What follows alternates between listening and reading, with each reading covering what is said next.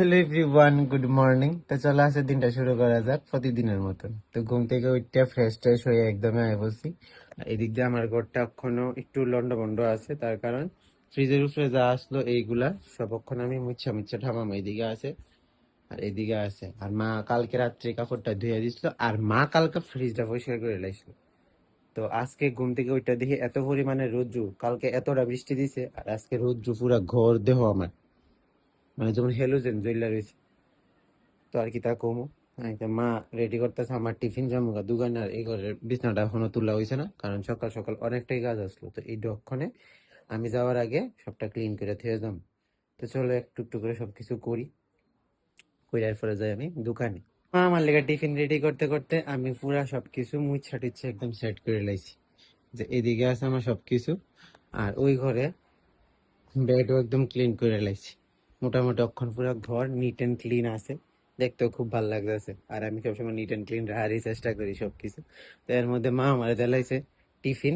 তো চলো কি টিফিন দিছে আজকে দেখাই, কারণ যেহেতু মা রান্না করে ব্যস্ত। আমার লেগে আছে দেলাইছে মা ম্যাগি। ম্যাগি তো সবসময় খাই, ম্যাগি আমার ফেভারিটও, কিন্তু বেশি ম্যাগি খাওয়ানো নাই। আরেকদিনও মানে আরেকজনে মেসেজ করে কইছে তুমি অতিরিক্ত ম্যাগি খাইতেছো।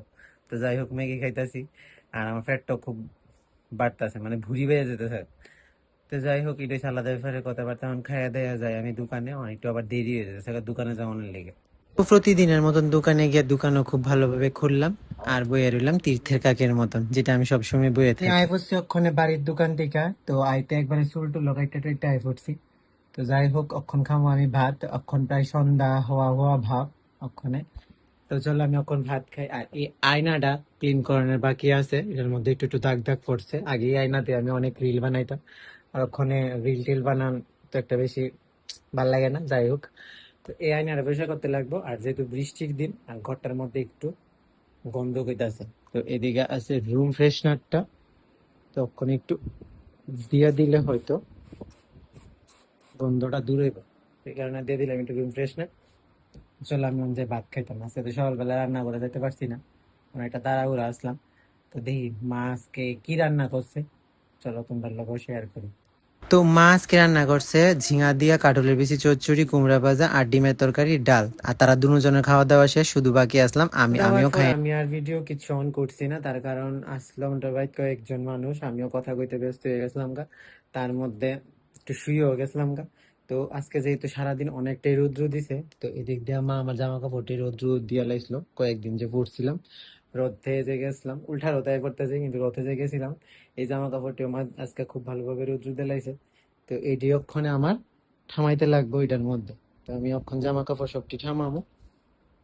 তো তার মধ্যে আজকের ভিডিওটা এতটুকু, আর বেশি বক বক করতাম না।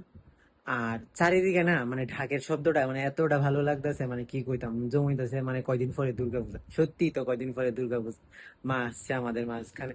তো যাই হোক আজকে হয়েছে বিপত্তারিণী পূজার দ্বিতীয় দিন, মানে আজকে মঙ্গলবার, আজকে হয়েছে বিপত্তারিণী পূজার দ্বিতীয় দিন। চারিদিকে শুধু ঢাক আর ঢাক। তো তোমরা আজকের দিন কেমন গেল, আর কার কার বাড়িতে আছে খিচুড়ি প্রসাদ খাইতে গেছো জানাই আমার কমেন্টে, আমিও একটু পরে যাবো। আর আজকের ভিডিওটা এতটুকুই, তো টাটা।